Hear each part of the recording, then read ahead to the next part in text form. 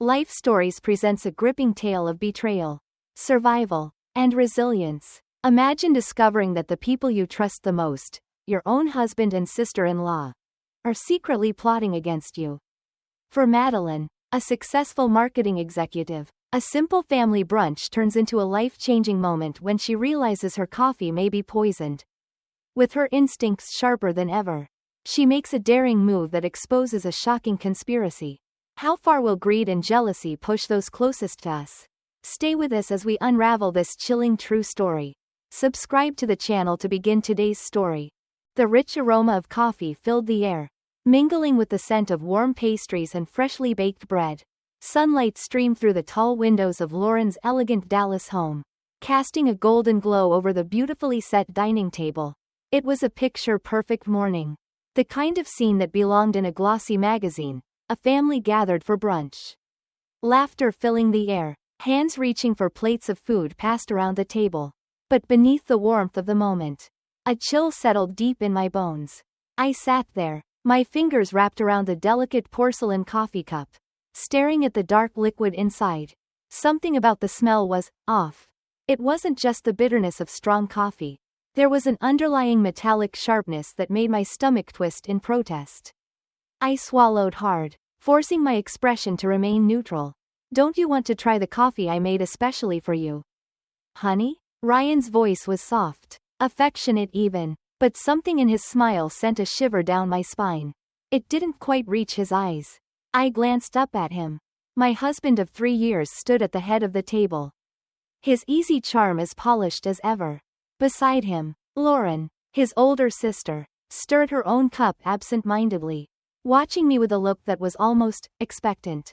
I forced a smile. How thoughtful of you, I said lightly, raising the cup as if to take a sip. My mind was racing. It wasn't paranoia. It couldn't be. Not after everything that had happened. The countless times I had fallen ill after eating or drinking something prepared in this house. The way Lauren always played the concerned hostess. Her eyes gleaming with something unreadable as I clutched my stomach in pain. And Ryan, always there with comforting words, telling me I must have eaten something bad, that I was overworked, that I needed to take better care of myself. I wanted to believe him. I wanted to believe that my husband loved me, that I was safe with him. But how could I when time and time again, my instincts screamed otherwise? Especially now, because this wasn't the first time I'd smelled something strange in my drink. And the last time, I had ended up in the emergency room. Lauren's voice broke through my thoughts. Ryan has become quite the barista lately, she said with a small smirk, stirring her coffee lazily. He's been practicing different brewing methods just for you. For you. The words sent an icy prickle down my spine. I glanced at Ryan. His gaze flickered, just for a second, to Lauren's, before he looked back at me with that practiced, easy smile. It was the kind of glance that passed between people who shared a secret. A memory surfaced, Ryan and Lauren whispering in the kitchen last week. Their conversation stopping the moment I walked in. The unreadable texts on Ryan's phone. The extra time he had been spending at Lauren's house. Supposedly planning something for our upcoming anniversary. Was I imagining things? Was I reading too much into this? But then I looked back down at the coffee. That smell. I couldn't drink it. Not now. Not until I was sure. I took a slow breath, setting the cup down as casually as I could. Actually, I just remembered, I need to make a quick work call, I said, pulling out my phone. Would you mind if I use your study, Lauren? Lauren raised a perfectly shaped brow. Of course, she said, waving a hand dismissively. I stood, and as I walked past her place setting, I let my foot catch on the edge of the rug. My body lurched forward, and in one quick motion, I reached out to steady myself, grabbing her coffee cup as mine tumbled onto the table. Oh, I'm so sorry, I gasped, straightening up, carefully swapping the cups in the confusion. Lauren's smile was tight. Just try not to break anything in my study. I nodded, my heart pounding as I stepped away. Through the slightly open doorway of the study, I watched as Lauren absent-mindedly lifted the cup to her lips.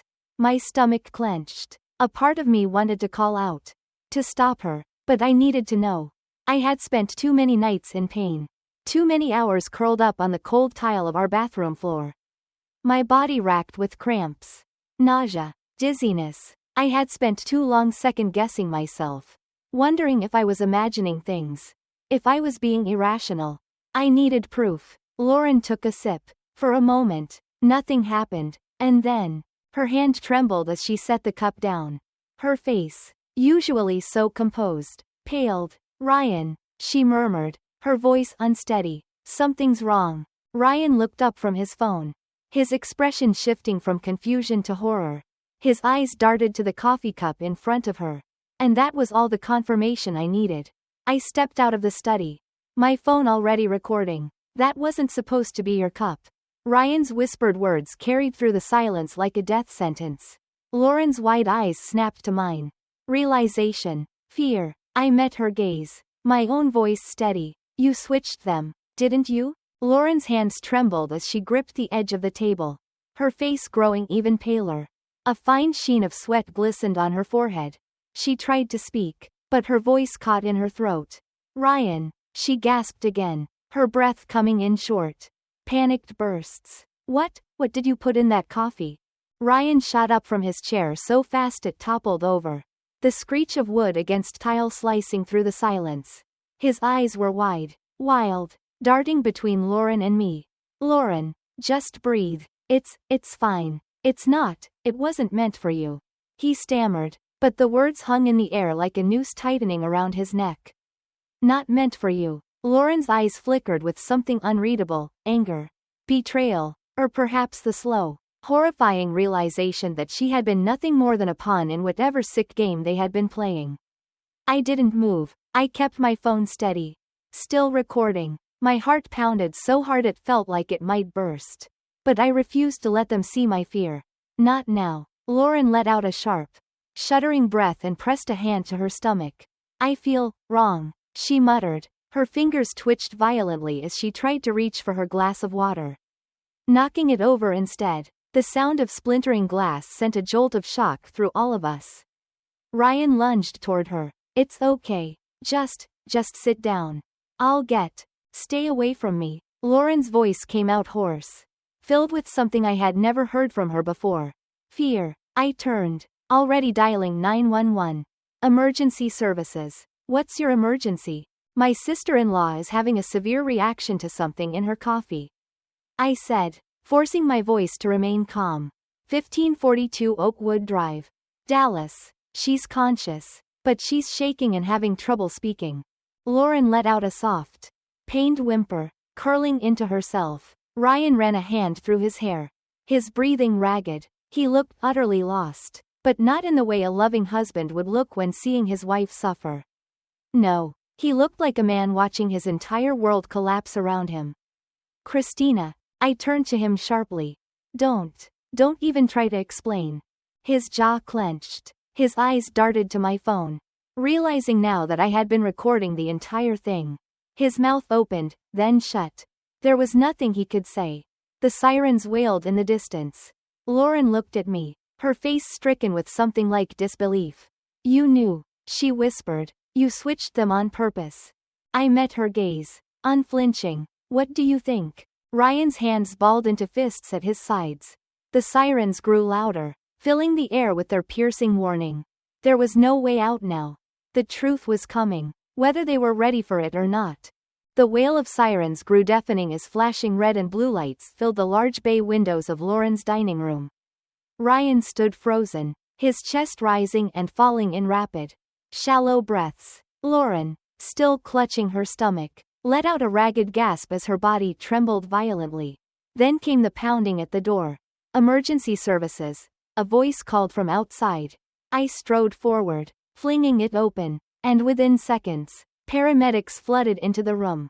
2 of them rushed to Lauren's side, while a third immediately checked her vitals, barking out numbers I didn't fully understand. Severe tremors, elevated heart rate. She needs to be transported now. One of them said. Lauren let out a weak moan as they lifted her onto a stretcher.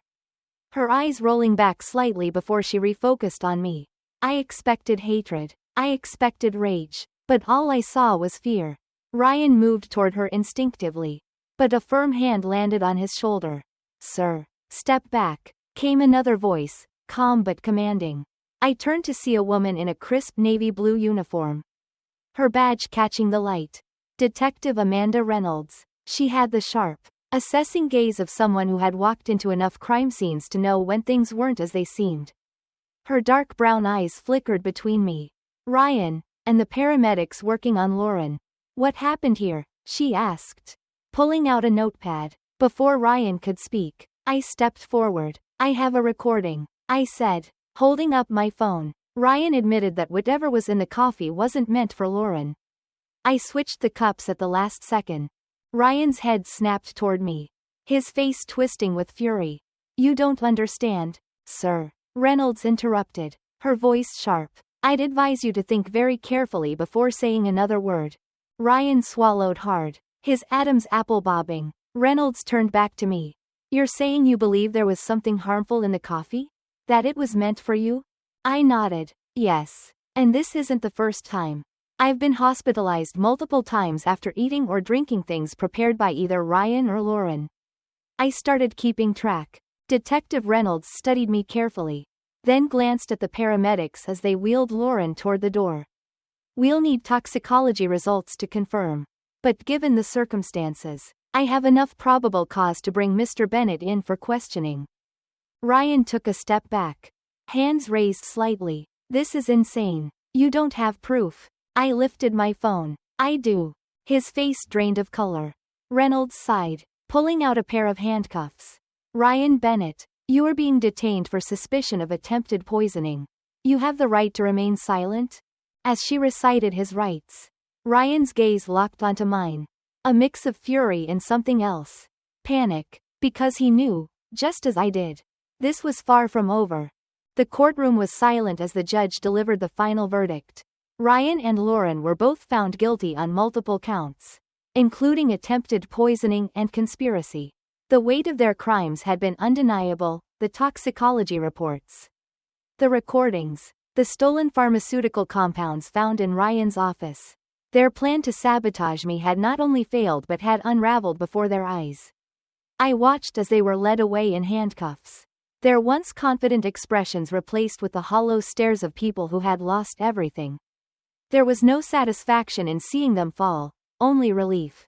Relief that I had trusted my instincts. Relief that I had survived. A year later, I stood on a stage, addressing a room full of aspiring professionals at a business leadership conference in New York. The irony wasn't lost on me. This was exactly the kind of success Ryan and Lauren had tried to take away from me. Success isn't just about talent or hard work, I told the audience, my voice steady. It's about integrity. It's about trusting your instincts and standing firm, even when the people closest to you try to bring you down. After the event, I received an email from one of my top clients, renewing their contract for another 3 years.